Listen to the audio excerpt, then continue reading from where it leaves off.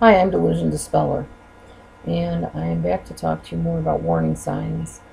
Um, as I said in my last video, these are not all about warning signs per se, but right now I am talking about some things to definitely be aware of in your relationships before you get too serious or make any firm commitment or even marry a person. So we talked a little bit about affect regulation in the last video. I'm going to talk to you a little bit about dissociation. What dissociation means is the person that is associating can totally shut themselves off from what's going on in reality. They zone out, if you will. They go to a different place in their mind. That is definitely not where you are. If you see this happen, they will kind of get a hazy look in their eyes sometimes. They may still blink, but some of them just stare straight out into space. And you know they're not connecting with you because they're not answering you. You may be saying their name and they're not answering. This is also part of trauma. They zone out. Sometimes they don't feel something. A lot of times people that have been traumatized can get burned on a stove and not even realize it because they literally have zoned out to the point where they're not present. But of course they'll eventually come back to and realize they burned their finger and look and say, how did that happen? They don't remember, they don't recall, because at that point their brain has shut off during that moment.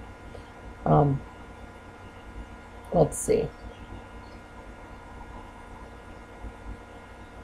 They have a hard time telling you how they feel and also what state of mind they're in.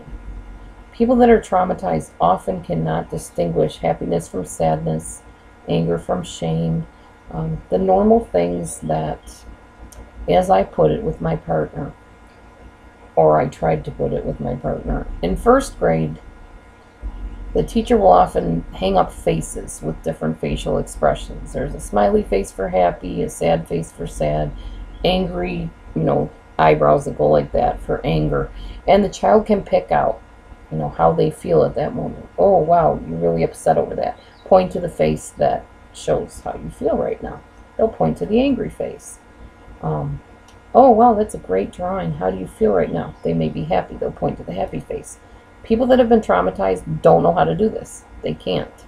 They don't know their own feelings. They might know anger. Anger is a really easy one for them to depict and to pick out. They may even know sadness, but they can't always tell the happy, the ashamed, the frustrated. They can't distinguish one from the other because trauma victims have learned to shut off certain parts of themselves. Either it wasn't safe to feel, or they were made fun of if they felt, or they were beaten if they showed feelings, and they learned to shut it off. So they often will just dissociate at times when you really think that they should be feeling something and expressing their feeling. So that's another thing with traumatized people. We talked about paranoia very, very little so far. The people that were traumatized are preoccupied with threats, or they may not know when something is a threat or dangerous. They don't always recognize danger cues or lack of safety, so they are risk takers to the point where it can really harm them or other people around them. Definitely not somebody you want to leave your child in the care of, because they don't understand that it's not okay for your child to run in the road. They may get killed. They may even say that you're being paranoid yourself if you react in horror with some of the things that they allow to happen around them. So that's part of trauma. Traumatized people is they don't react to threats, or sometimes they're preoccupied with threats. They think everybody's out to get them. And it's very difficult to be around a person like that because you always feel like you should be on edge too, but when you're not on edge, they can't understand why you're not, because they are.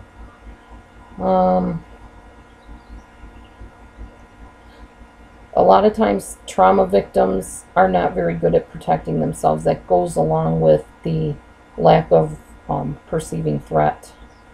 They will take chances that are very, very foolish and dangerous indeed. They tend to be thrill seekers. They're the ones that will jump off of very high places just simply for the thrill of falling, I guess. I don't know. They just take chances that are really kind of dumb sometimes. And that most normal people would say, well, that just wasn't smart, because didn't they know that if they did that, they would get hurt? Well, whether they know it or not, they just lack the ability to reason through that. If I do this, this is going to be the consequence. So you might say that trauma victims don't understand consequences, or do not act according to avoiding the consequences. They have very bad attempts at soothing themselves. Some of them will kind of rock back and forth. Many of them compulsively masturbate. Not simply because of the pleasure, but because it's a soothing thing to them. It comforts them. How that is, I don't know. I really don't understand how that works, but it's just another form of what trauma can do to somebody. They will be very dependent on another person to soothe them. They will cling a lot of times to the point where it becomes almost suffocating to the person they're clinging to. Somebody that's been traumatized will often be a self-harmer. They'll cut themselves, they'll burn themselves, they'll brand themselves, they'll do very extreme body modifications sometimes. Sometimes it's intentional, sometimes they just do it. There's no rhyme or reason to it. It's just where the brain goes. And one thing you need to realize is, with more and more different types of testing available these days, they're actually finding out that there are actual physical changes in the brain of somebody that has been repeatedly traumatized, definitely, which causes their brain to cause them to do these things that they do that we're talking about. So yeah, that's upsetting, to say the least. My ex-husband was not only a cutter, but used to pound his fingers with a hammer and self-harm. I found that out shortly before we got married, and thankfully he broke the habit, and he's doing fine in jail right now for his offense. But you got to be careful who you hook up with. There's a lot of people with really deep traumas that never healed from them, and they need help. And you need help if you're with them, because it's not a normal relationship, and it can cause a lot of pain and sadness to you. So stay tuned. I'm going to talk to you about goals. And I'll see you then.